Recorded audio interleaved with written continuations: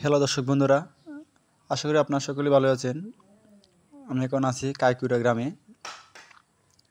এখানে আসছি মতো আপনাদের দেখাই। আপনার ভিডিওতে যে ছাগলটি দেখতে পাচ্ছেন সেটি হলো জলাতঙ্ক রোগে আক্রান্ত হয়েছে। অর্থাৎ 18 দিন আগে এই ছাগলটিকে কুকুরে কামড় দিয়েছিল, কিন্তু যিনি খামারি তিনি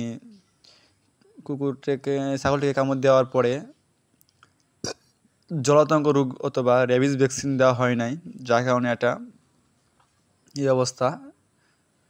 সাধারণত আজকে ভিডিওটি যারা আপনারা গবাদি পশু পালেন, অবশ্যই যাদের গবাদি পশুকে কুকুরে কামড়াবে তখন তাদেরকে রেবিস ভ্যাকসিন দিতে হবে।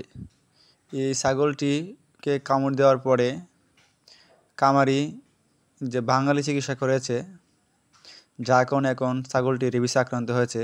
যদি কামারি ছাগলটিকে রেবিস ভ্যাকসিন দিত তাহলে সমস্যাটি হলো না। এর আগেও এই খামারিরই একটি বেড়া মারা গেছে রেবিস হয়ে, আবার রেবিস আক্রান্ত হয়েছে। আপনাদেরকে বলবো এখন একমাত্র এর কোনো চিকিৎসা নেই, একমাত্র মৃত্যু তার শেষ চিকিৎসা। ধন্যবাদ সবাইকে, সবাই ভালো থাকুন।